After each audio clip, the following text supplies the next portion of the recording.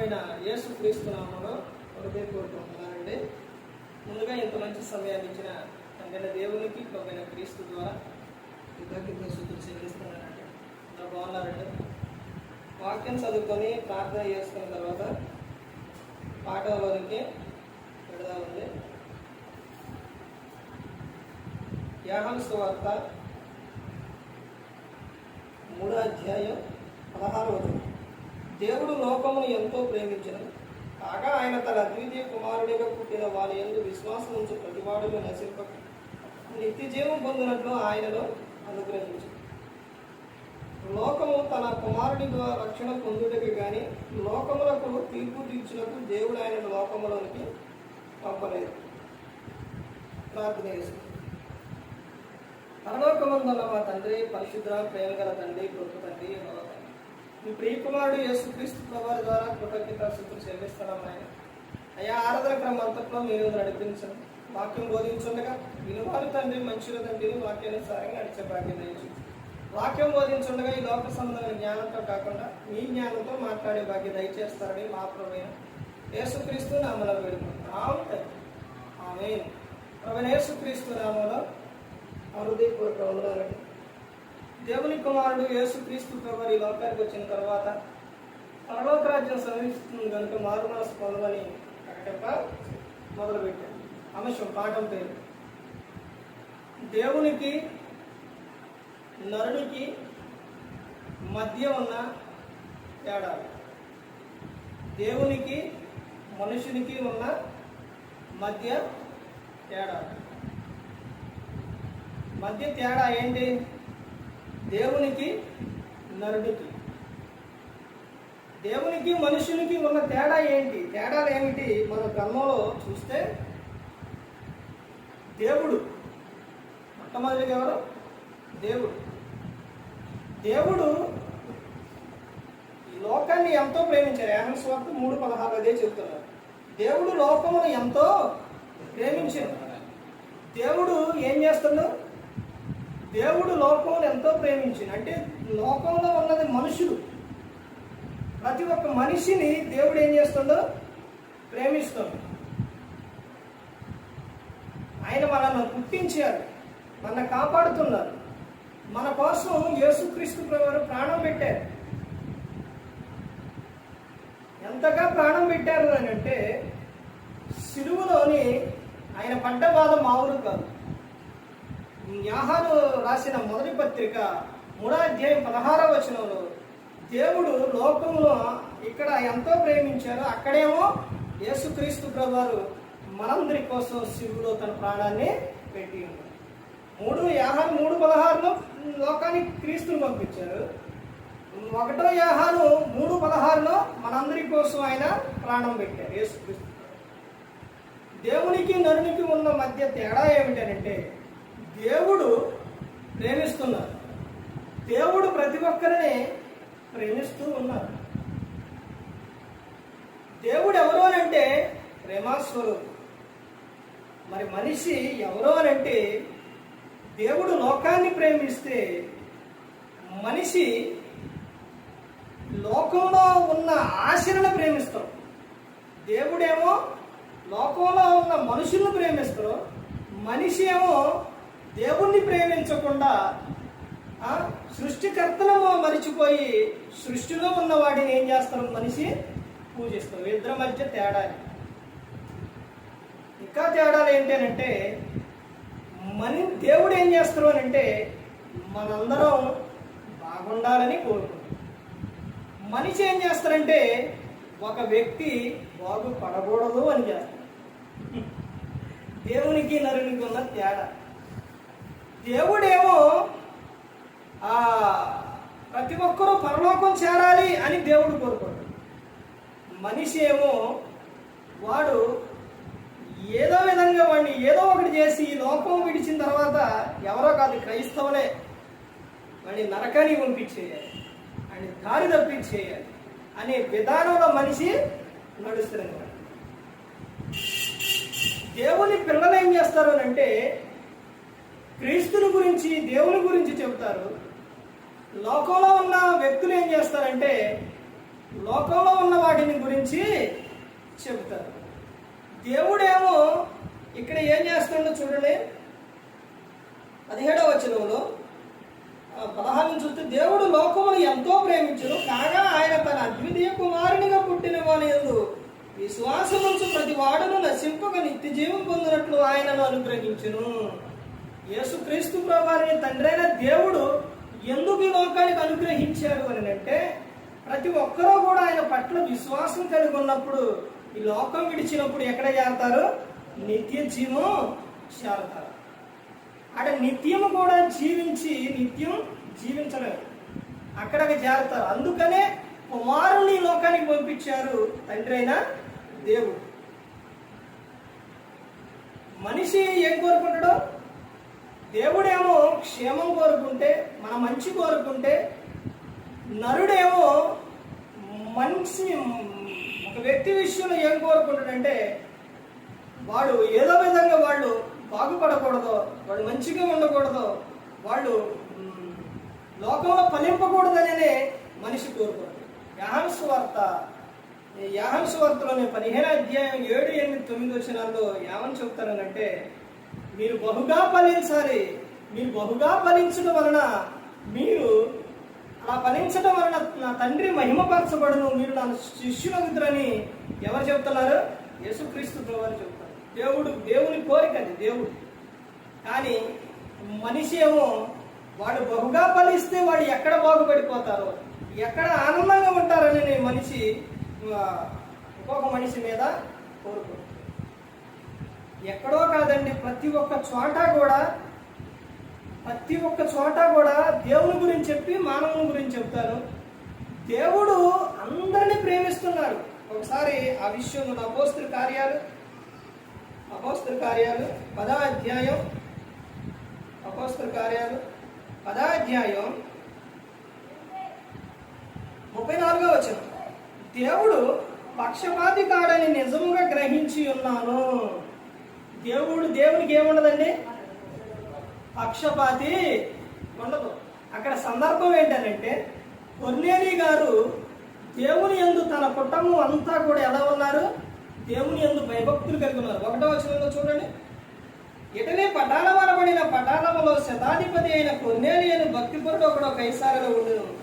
అతడు తన ఇంటి వారందరితో కూడా దేవుని యందు భయభక్తులు గలవాడై ఉండి ప్రజలకు బహు ధర్మం చేయొచ్చు, ఎల్లప్పుడూ దేవునికి ప్రార్థన చేయువాడు. కొర్నేలి అతను ఏం చేస్తుండో, దేవుని యందు భయభక్తులు కలిగి ఉండు. ఎలా కలిగి ఉండండి? ఇంటి వారందరితో కలిగి ఉండు. తర్వాత ఇంటి వారందరితో కూడా దేవుని యందు భయభక్తులు గలవాడై ఉండి ప్రజలకు బహు ధర్మం చేయొచ్చు, ఎల్లప్పుడూ దేవునికి ప్రార్థన చేయువాడు. ఎల్లప్పుడూ ఏం చేస్తాడో? ప్రార్థన చేస్తాడు. అలా కుటుంబం అంతా దేవుని యందు భయభక్తులు కలిగి ఉన్నప్పుడు, ధర్మం చేసినప్పుడు, ప్రార్థన చేసినప్పుడు అక్కడికి ఎవరు వచ్చారో తెలుసండి? దేవదూత వచ్చింది. తర్వాత అక్కడ చూడండి, ఇంకా ఏమని చెప్తున్నారు? పగలు 3వ వచనం, పగలు ఇంచుమించు 3 గంటల వేళ దేవుని దూత అతని యొద్దకు వచ్చి కొర్నేలి అని పిలుచుట దర్శనమందు తేటగా అతనికి కనబడెను. ఎవరు వచ్చారంట? దేవదూత వచ్చిందంట. ఎంత భక్తిపరుడయ్యాను చూడండి, ఎంత భయభక్తులు కలిగి ఉండదు చూడండి, ఎంతగా దేవుని పట్ల కలిగి ఉండదు చూడండి.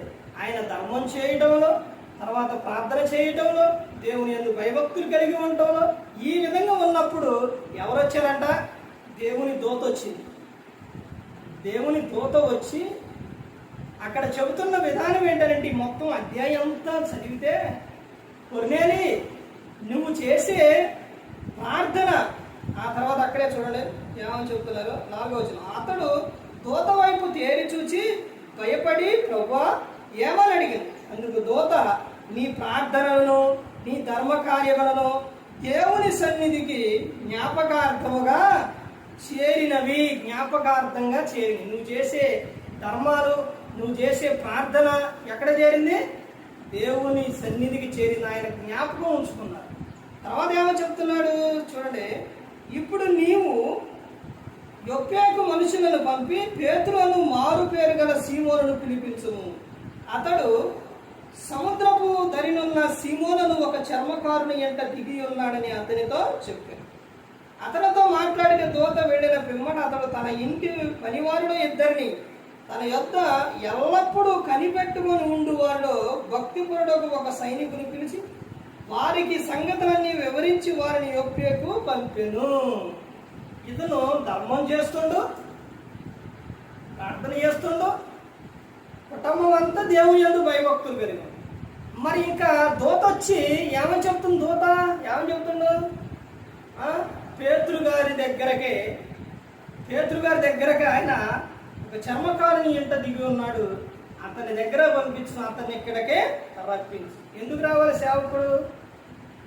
ఇతను ఆల్రెడీ ప్రార్థన చేస్తుండగా, భయభక్తులు కలిగి ఉండగా, ధర్మం చేస్తుండగా, మరి ఇంకా సేవకుడు ఎందుకు రావాలి? నువ్వు ఏది చేసినా, ధర్మం చేసినా, నువ్వు మంచోడు అనిపించుకున్నా, నువ్వేది చేసినా నీ ఇంటికి, నీ దగ్గరకు ఎవరు రావాలి? సేవకుడు రావాలి. దేవుని సేవకుడు రావాలి. దేవుని సేవకుడు వచ్చి ఏం చెప్పాలి? దేవుని వాక్యము చెప్పాలి. దేవుని సేవకుడు రావాలి. కానీ ఈ రోజున సేవకుడు రావడానికి ఇష్టపడతారా? మనుషులు ఇష్టపడరు. దేవుడేమో ఒక చాటుకి వెళ్ళమంటే దేవుని సేవకుడు వస్తే ఈ రోజున ఇష్టపడేవారు ఎక్కువ తక్కువ? చాలా తక్కువ అండి. అపోస్తల కార్యాలు, అపోస్తల కార్యాలలో చూడండి, అపోస్తల కార్యాలు 24వ అధ్యాయం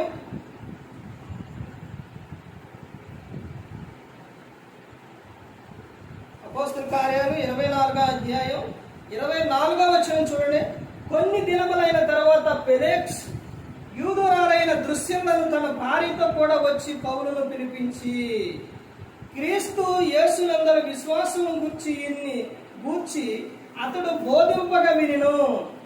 అప్పుడు అతడు నీతిని గూర్చి, ఆశానిగ్రహమును గూర్చి, రాబోవు విమర్శను గూర్చి ప్రసంగించుచుండగా ఫెలిక్స్ మిగులు భయపడి, ఇప్పటికి వెళ్ళుము, నాకు సమయమైన నిన్ను పిలిపించునని చెప్పాను.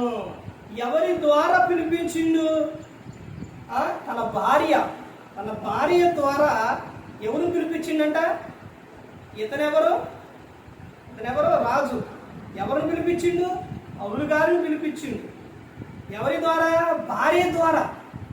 భార్య ఆమె కలిగి ఉన్న భక్తి ద్వారా పిలిపించిండు. పిలిపించిన తర్వాత అతను దేని గురించి చెబుతుండు? విశ్వాసం గురించి అతడు బోధించుచుండగా విని, అతను పిలిపించిన తర్వాత అతడు దేని గురించి చెప్పిండు? ఇప్పుడు అతను నీతిని గూర్చి, ఆశానిగ్రహం గూర్చి, రాబో విమర్శను గూర్చి ప్రసంగించుచుండగా ఫెలిక్స్ మిగులు భయపడి, ఇప్పటికి వెళ్ళము, నాకు సమయమైన నిన్ను పిలిపించునని చెప్పాను. ఎందుకేమొచ్చింది? భయం వచ్చింది. ఎవరికి? ఫెలిక్స్కి. అంటే ఎందుకు పిలిపించింది అసలు? అంటే ఈ రోజున, ఆ రోజునైనా, అప్పుడైనా, ఎప్పుడైనా సేవకుడు వస్తున్నాడంటే మనిషి ఏం కోరుకుంటాడో? ఏదో వస్తుంది, ఏదో ఇస్తారు, ఏదో అని అనుకుంటారు. ఇదే పుస్తకంలో అపోస్తల కార్యాలు 3వ అధ్యాయంలోని పేతురు, యోహాను గారు శృంగారం అనే దేవాలయానికి మధ్యాహ్న సమయాన ప్రార్థన చేసుకోవడానికి వెళుతూ ఉంటే అక్కడ భిక్షకుడు కూర్చొని వీళ్ళ దగ్గర ఏమి దొరికిద్దోనని భిక్షం అడిగిండు. భిక్షం అడిగితే పేతురు గారు చెప్తారు, నాయనా మా దగ్గర ఈయటానికి అయితే ఏమీ లేవు, బాగానే మంచిగా డ్రెస్ వేసుకున్నాం, కానీ ఈయటానికి ఏమన్నా ఉన్నాయా? మా దగ్గర ఏమీ లేవు, కానీ మా దగ్గర ఉందో ఒకటే, యేసు క్రీస్తు నామమున నీవు నడువు అని లేపారు.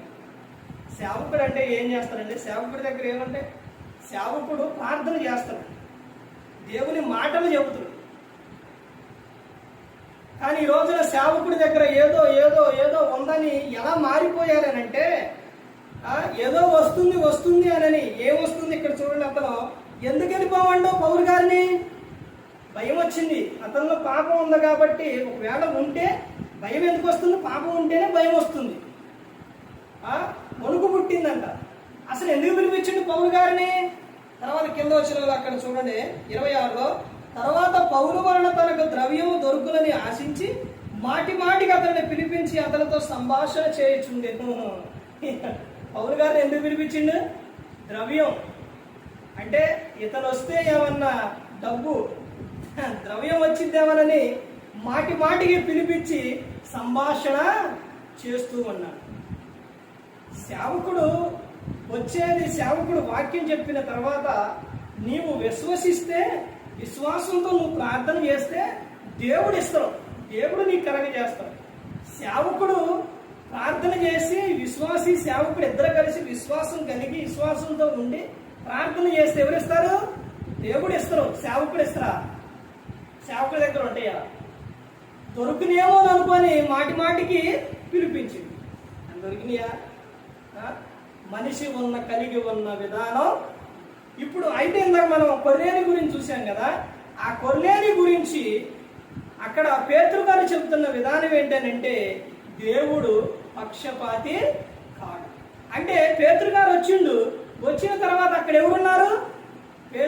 కొర్నేలి ఇంటికాడ అన్ని జనులు ఉన్నారు. ఒక ఇంటి వారు దేవుని యందు భయభక్తులు కలిగి ఉంటే, కుటుంబం అంతా కలిగి ఉంటే అక్కడ ఎవరుంటారు?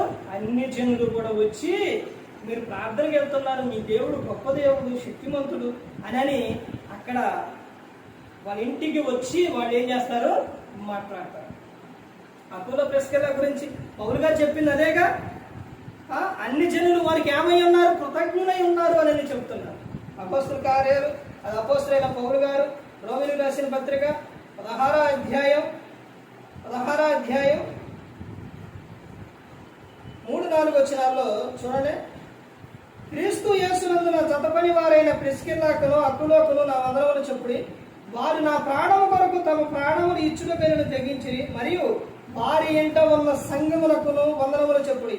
నేను మాత్రము కాదు, అన్ని జనుల సంఘముల వారందరూ వీరికి కృతజ్ఞులై ఉన్నారు. భర్త భార్య, అర్థమైందండి? కృతజ్ఞులై ఉన్నారు. ఎవరో? అన్ని జనులు. అంటే దేవుని యందు భయభక్తులు కలిగి ఉన్నాం. దేవునికి నరునికి మధ్య ఉన్న తేడా ఏమిటి అని అంటే, దేవుడేమో లోకాన్ని ప్రేమించారు, లోకంలో ఉన్న వారందరినీ కూడా ప్రేమిస్తారు. దేవునికి ఏమో పక్షపాతి, ఆయన పక్షపాతి కాడు. దేవుడు అందరినీ ప్రేమిస్తున్నారు.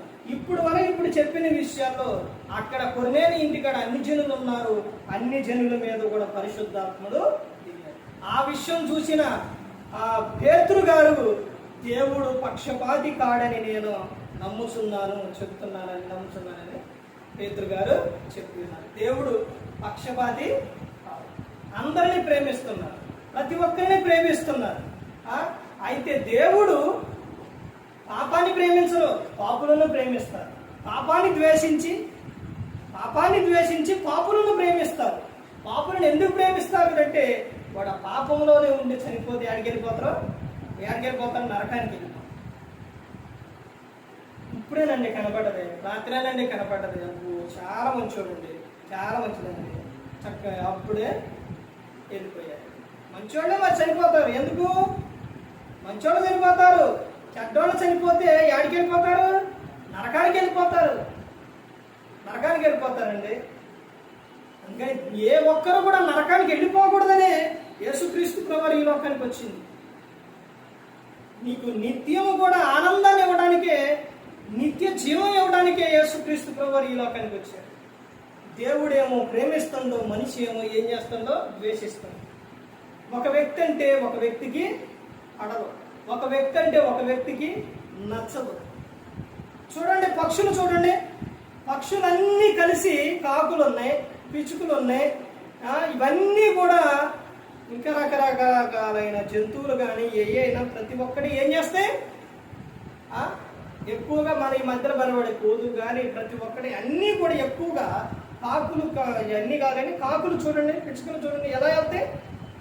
కలిసి చక్కగా ఎగురుతాయి, కొంగలు కానీ ఇవన్నీ కానీ మనిషికి ఉందా ఆ ప్రేమ? మనిషికి ఉందా? లేదు. మనిషికి ఈ రోజున ప్రేమ లేదండి. ఆ రోజునండి ఎప్పుడూ లేదు ప్రేమ. ఏ వృత్తి చేసేవారు ఆ వృత్తికి నచ్చదు, ఒకరంటే ఒకరికి పడదు. కానీ దేవుడు పక్షులకి, జంతువులకి వాటికన్నా ఎక్కువ జ్ఞానం నరునికి ఇచ్చాడు. కానీ వాటి దగ్గరికి వెళ్ళి జ్ఞానం నేర్చుకోమంటాడు. మన రైతు చేమల గురించి చెప్పారుగా, ఎంత ఐక్యత కలిగి ఉంటాయి. మనిషికి ఉందా ఐక్యత? ఒక సేవకుడు అంటే ఇంకొక సేవకుడికి పడదు, ఒక విశ్వాస అంటే ఇంకొక విశ్వాసికి పడదు. అసలు ఎంత భయంకరమైన విషయం ఒకసారి ఆలోచించండి. మన కుటుంబం వారు అందరూ కూడా రక్షింపబడాలి అని ప్రతి ఒక్కరూ కూడా కలిగి ఉండాలి. దేవుడు ఏం కోరుకుండా? దేవుడికి మనిషికి తేడా ఉన్నదే. దేవుడు మనమందరం దేవుని పిల్లలు, మనందరం రక్షింపబడాలని, పరలోకంలో ఉండాలని దేవుడు కోరుకుంటాడు. కానీ మన కుటుంబం కానీ మన పిల్లలు కానీ పరలోకంలో ఉండాలి, దేవునితో పాటు ఉండాలని మనుషులు కోరుకుంటారా? ఆ తల్లిదండ్రులు, భార్య, కుటుంబ సభ్యులు అందరూ ఉండాలని మనిషి కోరుకుంటాడా? కోరుకోడు. వాళ్ళకి వీలైతే వాళ్ళకి వాక్యం చెప్పడం కానీ, మందిరానికి తీసుకురావటం కానీ మనిషి ఇలా చేస్తారా? అంటే ఇలా చేయట్లేదని అంటే మనిషిలో ఏముంది? స్వార్థం. తన ఇక వాళ్ళ గురించే కానీ, ఇక రక్త సంబంధుల గురించి కానీ, ఎవరి గురించి కానీ పట్టించుకోవడం అనేది లేదు ఈ రోజున. దేవుడేమో ప్రేమాస్వరూపి, మనిషి ఏమో స్వార్థపరు. ఎంత స్వార్థం ఉంటుందనంటే, నేను బాగుంటే చాలు అని అనుకుంటాడు. కానీ వారు కూడా బాగుండాలి, అందరూ బాగుండాలి, అందరూ దేవుల్లో ఉండాలి, అందరూ పరలోకం చేరాలని మనిషి కోరుకు. దేవుడేమో ఒక సేవకుల విషయాల్లో చూడండి, దేవుడు సేవకులందరినీ కూడా చిన్నోళ్ళని ఉండదు, పెద్దోళ్ళని ఉండదు, అందరినీ కూడా ఏం చేస్తారు? అందరితో మాట్లాడతారు, అందరినీ మంచిగా దేవుడు చూస్తారు. కానీ ఈ రోజున సేవకుల విషయాల్లో మనుషులు మాత్రం ఎలా చూస్తారు? పెద్ద సేవకుడు అనుకోండి, అంటే కొంచెం రిచ్గా కారులో షూట్ వేసుకొని, లేకపోతే ఇంకా రిచ్గా ఇదిగా ఉన్నాడు అనుకోండి, ఆ సేవకుడు వచ్చాడు అనుకోండి, ఏం చేస్తారు? అయ్యగారు వచ్చారు ఏమంటారు? అయ్యగారు అని పిలిచేది ఎవరిని? రోజున చాలా మంది అయ్యగారు అని పిలుస్తున్నారు. కానీ అసలు ఆ పిలుపుకి ఎవరు అర్హులు? అయ్యగారు అంటే అయ్యగారు అని ఎవరిని పిలవాలి? అయ్యగారు అని సేవకుడిని కాదు పిలిచేది. సేవకుడికి ఉన్న బిరుదులు ఏంటనంటే, ఒకటి అన్నయ్య, సహోదరుడు, తర్వాత బ్రదరు, లేకపోతే సేవకుడు అంటే పాస్టర్ గారు.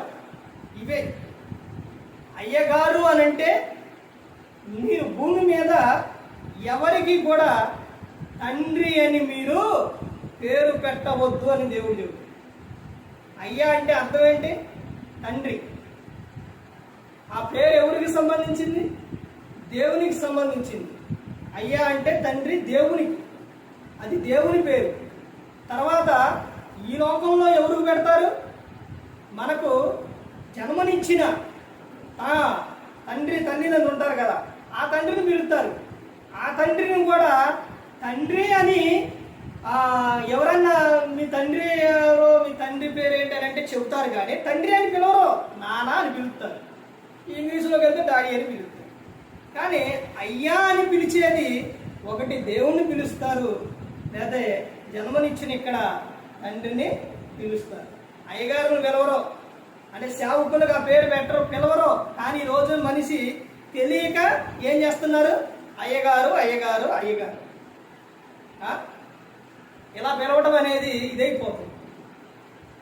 బ్రదర్ అని పిలవండి, సేవకుడిని పాస్టర్ గారు అని, లేకపోతే ఏవండి అని. ఇప్పుడు సేవకులు అయితే ఎలా పిలుచుకుంటారో తెలుసు. ఎక్కడైనా మీరు ఏంటంటే ఎవరో పిలుస్తారులే, కానీ చాలా మందికి అందరూ ఏమని పిలుస్తారో తెలుసా? బ్రదర్ అంటారు. అంటే బైబిల్ ప్రకారంగా విశ్వాసులైన సేవకులైన అందరూ ఎవరంటే సహోదరి సహోదరులు ఇలాగే ఉండాలి. అదే ఆ పిలుపే. అర్థమైందండి? ఇలా మనం ప్రతి ఒక్క విషయంలో కానీ అలా ఎలా పిలుస్తే వాళ్ళు ఏం చేస్తారంటే, ఈ రోజున ఉన్న విశ్వాసులు ఏం చేస్తారంటే, చిన్న ఆయన్నేమో కొద్దిగా ఇప్పుడే వస్తున్న ఆయన్నే, లేదా సేవకుడిని ఏం చేస్తారు? చాలా తక్కువగా చూస్తారు. ఆ యొక్క కారులో కానీ లేకపోతే కొంచెం ఇదిగా ఉంటే ఆయన ఏం చేస్తారు, బాగా ఇది చేస్తారు. ఏ విషయంలో చేస్తారు తెలుసండి? ప్రతి ఒక్క విషయాల్లో చేస్తారు. ప్రతి ఒక్క విషయాల్లో కూడా వీళ్ళిద్దరి మధ్య చాలా తేడాలు చూపిస్తారు విశ్వాసులు. ఏమేమి తేడాలు చూపిస్తారంటే, అతను వచ్చాడు అనుకోండి, వస్తున్నాడు అని తెలిసింది అనుకోండి, ఏం చేస్తారు? అన్నీ సిద్ధపరుస్తారు, ముందే రెడీ చేస్తారు. ఏంటి మీటింగ్స్ అంటే అన్నీ, అమ్మో ఆయన వచ్చిండు అనుకోండి ఊకోనండి, ఆయన వస్తే మళ్ళీ ఫీల్ అవుతారండి, ఆయన వస్తే బాధపడతారండి, అమ్మో ముందే అన్నీ రెడీ చేయాలండి. ఎవరి గురించి? పెద్ద ఆయన గురించి, పెద్ద సేవకుడి గురించి. అదే చిన్న ఆయన అనుకోండి, వస్తుందా అంటే వస్తాడండి వచ్చి ఆయనే ఎక్కడ ఆయనే మాటలు చెప్పి వెళ్ళిపోతారు. ఇది వీళ్ళిద్దరి మధ్య ఒకటి. రెండో విషయం ఏంటంటే, ఒక మీటింగ్లో చూశానండి, అది సేవకులందరూ ఒక పక్క కూర్చుండగా ఆయన వస్తుండో, మీటింగ్ జరుగుతుంది. ఇక వస్త్రాన్ని తెలిస్తే అబ్బా కారులో నుంచి ఎంత హడావుడి చేశారంటే, కారు వస్తుందనంటే ఆయన దిగి వచ్చేదాకా ఉరుగులు పెడతారు, ఎంత హడావుడి చేశారు. తర్వాత అక్కడ మీటింగ్ అక్కడికి వెళ్ళి ఆ చెప్పేటప్పుడు కూడా చూడండి, అతను ఏది చెప్పినా వాక్యమే చెప్తాడండి. ఆ చెప్పేటప్పుడు కూడా ఎంత శ్రద్ధగా వింటారంటే అంత శ్రద్ధగా వింటారు. తర్వాత అతను చెప్పింది ఎలా చెప్పాడు అని చెప్తారు. ఈ చిన్న సేవకుడు చూసారా, ఎంత అది వాక్యాన్ని ఎంత అర్థవంత విధంగా ఎంత వాళ్ళ ఈదుగా తీసుకెళ్ళిపోయినా కానీ వినరు. తర్వాత చెప్పను. ఆ తర్వాత అతని నుంచి అక్కడి నుంచి దిగి వచ్చిన తర్వాత వచ్చేటప్పుడు అటు ఇటు ఆ తర్వాత అతనికి పెట్టే విషయాల్లో కూడా ఎన్ని రకాల వంటలు చేస్తారు అని అంటే, ఇవన్నీ నాకెలా తెలుసు అనుకుంటున్నారా? నేను సేవ చేస్తున్నా కాబట్టి ఎమ్మటుంటే అన్నీ తెలిసిపోతుంది. విశ్వాసులు చేసేది సేవకుడికి వాళ్ళు ఎమ్మటం ఉన్నప్పుడు అవన్నీ కూడా ఏమైతే తెలిసి చూస్తుంటాం కండి, అన్నీ తెలిసిపోతూనే ఉంటాయి. ఎలా చేస్తారు, ఎన్ని రకాలు చేస్తారని అన్ని రకాలు చేస్తారు. ఈ చిన్న ఆయనకి ఏం చేస్తారు,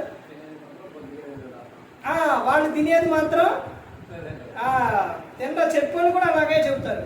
ఈ చిన్నోడు ఏం చేస్తారు, వీళ్ళకి మాత్రం ఏం చేస్తారు, ఏదో ఒక కూర ఏదో ఒకటే వేసి పెట్టేస్తారు. ఇద్దరి మధ్య చూసారా ఎన్ని తేడాలు? అక్కడ నుంచి కానుక పెట్టే విషయాల్లో ఎంత పెడతారు ఆయనకి? వేలల్లా ఉండాలి, వేలల్లా పెడతారు. ఎందుకు? చాలా దూరం నుంచి వచ్చారు వాళ్ళు. మళ్ళీ ఇంకో విషయం ఏంటంటే, వాళ్ళ పక్కనుండోడు కూడా ఇంత అని చెబుతారు. కొన్నిసార్లు చెబుతారు, కొన్నిసార్లు వాళ్ళు మరి అన్నిటికీ కావాలని చెబుతారు. ఇక చిన్న ఆయనకైతే ఒక్కొక్క సందర్భంలో అయితే అసలు ఇవ్వరు. ఇతనికి మరి ఇలాంటి వాళ్ళు చిన్నవాళ్ళు, వీళ్ళకి అక్కడ చేయడానికి ఏమీ ఉండదు, తర్వాత తినడానికి ఏముండదు, వెళ్ళడానికి ఏముండదు. ఎవరికి? చిన్నవాళ్ళు. మరి ఇలాంటప్పుడు వీళ్ళు మరి ఇక పనులు చేసుకోక లేకపోతే కష్టపడక ఇంకేముంటుందండి? సరే ఆలోచించండి. వీళ్ళకి మాత్రం ఏముండదు. అదే వాళ్ళకైతే ఏం చేస్తారు, అన్నీ రెడీ చేస్తారు, మొత్తం అన్నీ రెడీ చేస్తారు, చక్కగా అన్నీ పెడతారు. తర్వాత ఏం చేస్తారు, కానుకలు కూడా ఇస్తారు. పెద్దవాళ్ళకి చిన్నవాళ్ళకి ఉన్న మనుషులు చూపించే తేడాలో ఇవి. కానీ దేవుడు ఏం చెప్తుండంటే, పెద్దవాళ్ళకే ఒకే విషయం చెబుతుండో, చిన్నవాళ్ళకే ఒకే విషయం చెబుతాడు. వాడు చెప్పేది వాక్యమే, వీడు చెప్పేది వాక్యమే. అర్థమవుతుందండి? అయితే దేవుడు చెప్తున్న విషయం ఏంటంటే, మీ తండ్రి ఆత్మ మీలో ఉండి మాట్లాడుచున్నారే కానీ మాట్లాడేవారు మీరు కాదు అని చెప్పారు. వాళ్ళలో ఉన్నదే దేవుని ఆత్మే, వీళ్ళలో ఉన్నదే దేవుని ఆత్మ. కానీ మనిషి వ్యత్యాసాలు ఏ విధంగా అంటే ఆ విధంగా. ఇంకొక విషయం ఏంటంటే, సేవకుల్లోని పెద్ద సేవకుడు ఏదని చెప్పాడనంటే అది తప్పైనా కానీ అది కరెక్ట్గా ఉంటుంది. అది ఒకవేళ ఏదైనా పొరపాటు అనుకోండి, ఏం చేస్తారు, ఈ పక్కన ఉన్న సేవకుడు ఏం చేస్తారు అంటే దాన్ని సమర్థిస్తారు. ఎలాగంటే అంత స్టేజ్ మీద నుంచొని మరలా ఆయన చెప్పింది ఇదిగో ఈయన ఇలా చెప్పాడు అని చెప్తారా? చెప్పరు. అసలు దాన్ని అడగను కూడా అడగరు. అదే చిన్నవాళ్ళు ఏదని చెప్పారనుకోండి, ఏం చేస్తారు? దాన్ని ఎమ్మటనే పబ్లిక్ చేసేస్తారు. పబ్లిక్ చేసేస్తారు. వెంటనే అసలు ఆ సేవకుడు ఆ చిన్నవాళ్ళు ఎంత బాధపడతారన్నదే తెలుసుకోరు. అసలు ఇప్పుడే వస్తున్న వాళ్ళకి మరలా ఇక అసలు ఎందుకు వచ్చాము, ఎందుకు వస్తున్నావు, ఎందుకు చేస్తున్నావు అనే విధానానికి ఈ రోజున సేవకులు తీసుకెళ్ళిపోతారు. అంటే దేవునికి నరునికి ఉన్న మధ్య తేడాలు ఇవి. అర్థమైందండి?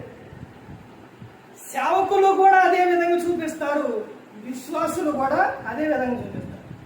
కానీ దేవునికి మాత్రం ఏ భేదం ఉండదో, అందరూ సమానం, అందరినీ ప్రేమిస్తుండో, అందరినీ కూడా కాపాడుతున్నారు.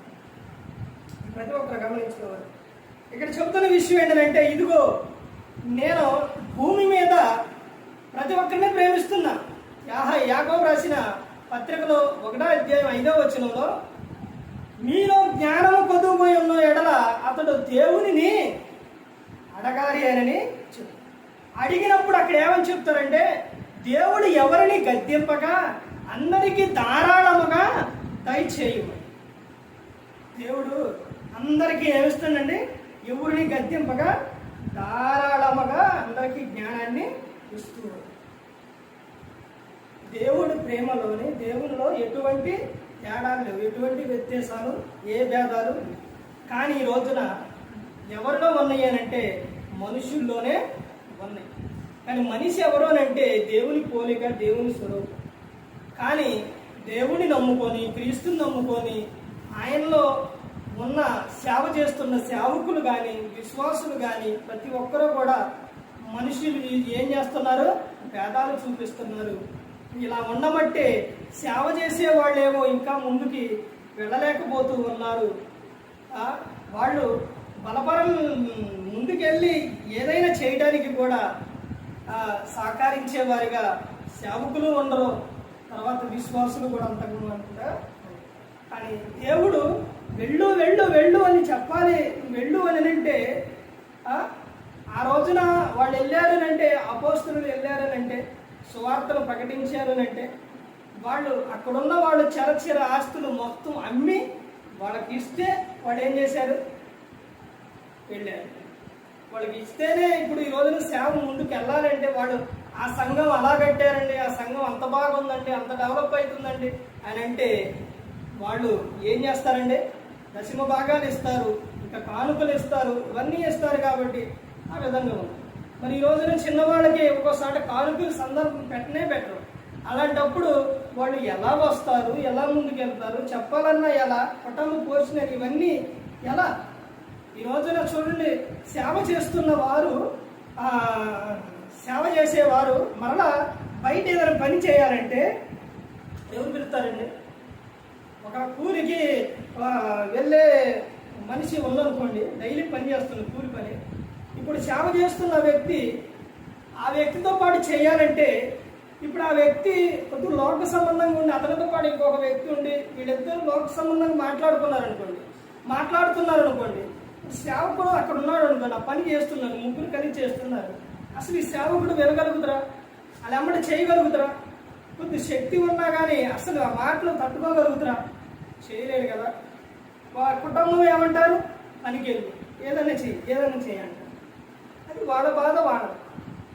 అసలు చూడండి, ఒక చిన్న సేవకుడు అటు దేవుడు చెప్పిన దాన్ని చెప్పాలనే తప్పన అటు బాధ, ఇటు కుటుంబం కోసం నేను పోషించలేకపోతున్నాను, ఇది బాధ. అసలు ఇన్ని విధాలుగా నలిగిపోతారంటే అన్ని విధాలుగా నలిగిపోతారు. ప్రతి ఒక్కరు గమనించుకోవాలి. దేవుడు మాత్రం అందరినీ ప్రేమిస్తున్నాడు. మనిషి మాత్రం దేవుని ప్రేమిస్తున్నాను అంటారులే కానీ నరుడు మాత్రం ప్రేమిస్తాడు. నీకు కనబడే నీ సహోదరుని నువ్వు ప్రేమించినప్పుడు కనబడని దేవుడిని నువ్వు ఎలా ప్రేమిస్తున్నావు? ఒకసారి ఆలోచించు. లోకంలో నువ్వు నీ పొరుగువాన్ని ప్రేమించినప్పుడు నేను దేవుని ప్రేమిస్తానని చెబుతాను. ప్రేమ ఉన్నట్టేనా? ప్రతి ఒక్కరు గమనించుకోవాలి, దేవుడు ఎవరంటే ప్రేమస్తుడు. ఏ ఒక్కరు కూడా నశించి నరకానికి వెళ్ళిపోకూడదు. యేసుక్రీస్తు ప్రభువారు ఈ లోకానికి వచ్చి మనందరి కోసం సిలువలో తన ప్రాణాన్ని పెట్టి ఉన్నారు. మరి ఈ విధంగా నిలబెట్టి మాట్లాడించిన తండ్రి అయిన దేవునికి కృతజ్ఞతాస్తుతులు చెల్లిస్తూ, ఇంతవరకు శ్రద్ధగా ఉన్న మీకు ప్రభు పేరున హృదయపూర్వకంగా చెల్లిస్తూ ఈ మాటలు ముగిస్తున్న అందరికీ వందనాలు.